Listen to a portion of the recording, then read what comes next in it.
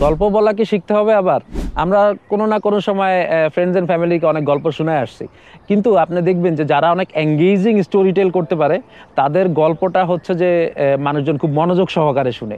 কিন্তু আপনি আমি বা অ্যাকচুয়ালি আমি গল্প বলতে গেলে তখন দেখা যায় কেউ মোবাইল টিপতেছে, কেউ ঘুমায় গেছে, কেউ আহ, মনোযোগ দিচ্ছে না আর কি। তো আজকে আমরা আসলে শিখবো কিভাবে খুব এঙ্গেজিং ভাবে গল্প বলা যায়। আপনার ক্লায়েন্টের কাছে হতে পারে, অথবা আপনার ইউজারের কাছে হতে পারে, অথবা অন্য কোনো স্টেক হোল্ডারের কাছে।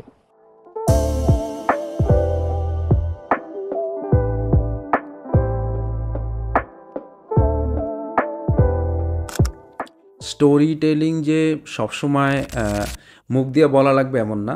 মুখও একটা স্টোরি টেলিংয়ের মিডিয়াম। সবাই আমরা সাধারণত মুখ দিয়ে গল্প বলি আর কি। আমি যে ভিডিওটাতে কথা বলতেছি এটাও কিন্তু একটা স্টোরি টেলিংয়ের মিডিয়াম বলতে পারেন। তবে ইন্টারভিউর ক্ষেত্রে দেখা যায় যে ক্লায়েন্টের কাছে আপনি যে স্টোরি টেল করতেছেন, সো ওইটা আপনার রাইট আপ থাকে, একটা আর্টিকেল লেখা একটা মিডিয়াম বলতে পারেন কেস স্টাডিটা।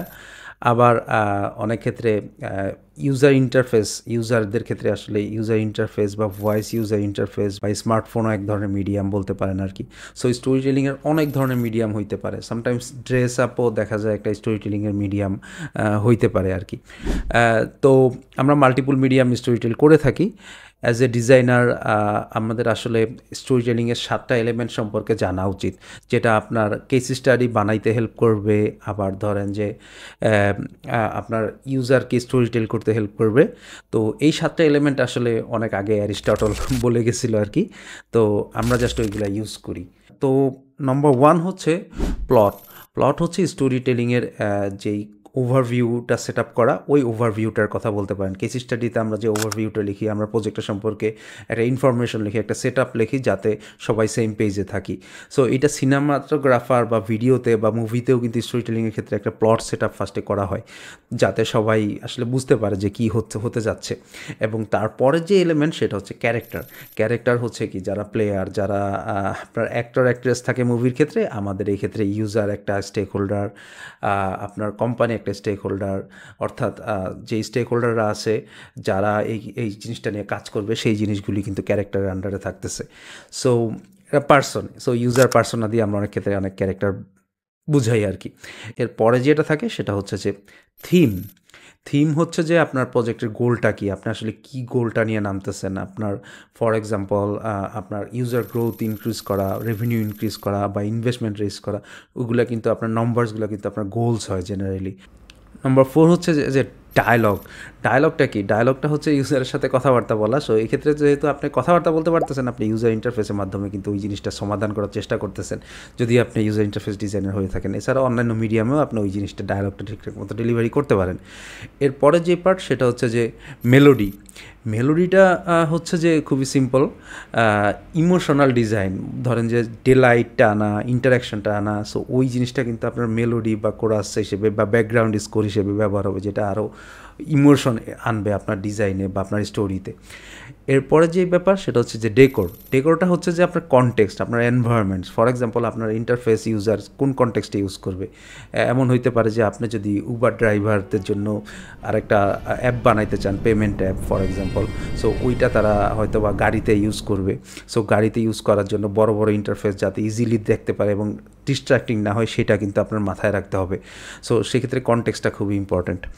এরপরের যেটা 7 নম্বর, যেটা লাস্ট, সেটা হচ্ছে যে স্পেকটেকল। স্পেকটেকলটা হচ্ছে যে টুইস্ট, যেটা আসলে সামথিং যেটা এক্সপেক্টেড না বা আউট অফ দি অর্ডিনারি, ওই রকম জিনিসগুলো কিন্তু স্পেকটেকলে থাকে। সো সেক্ষেত্রে হইতে পারে আপনার এন্ড রেজাল্টস, আপনার গ্রোথটা কীরকম হয়েছে অথবা হয় নাই। সো সেই জিনিসটাই কিন্তু টুইস্ট হিসেবে থাকবে, যেটা আপনার ইউজার টেস্টের পর এবং আপনার রেজাল্টগুলো আপনি যে কেস স্টাডিতে প্রেজেন্ট করেন সেইটা। তো এই জিনিসটা আসলে এইটা নিয়ে বেশ সুন্দর একটা আর্টিকেল লিখছে ইন্টারাকশন ডিজাইন। সো আপনি ওইটা রিভিউ করতে পারেন, আমি এটার লিঙ্কটা ডিসক্রিপশনে দিয়ে দেবো।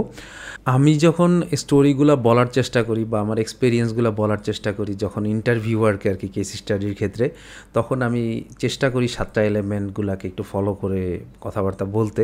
বাট সবসময় যে পসিবল হয় এরকম না, কিন্তু এক্ষেত্রে আমার কিছু টিপস আছে।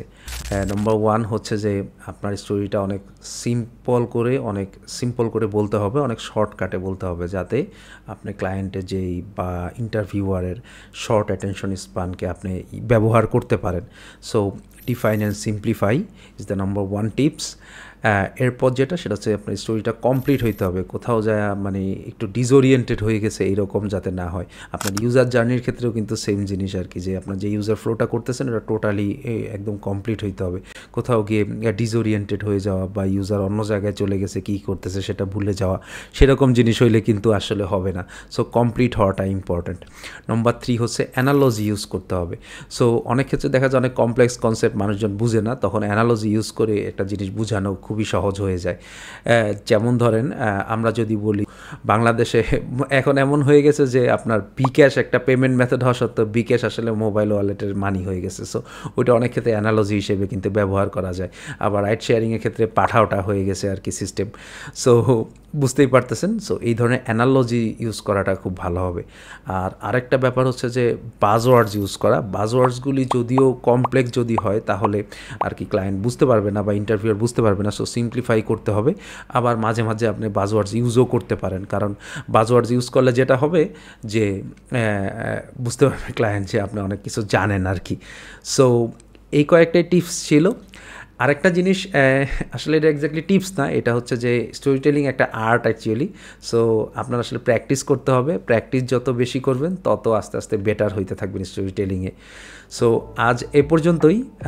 ভিডিওটি ভালো লাগলে লাইক দিন, আর আমি কমেন্টে আছি, ডিসকাশন করুন, জানান এই ভিডিওটা কেমন লাগছে এবং পরবর্তীতে কী নিয়ে ভিডিও বানাতে পারি। ধন্যবাদ, ভালো থাকবেন।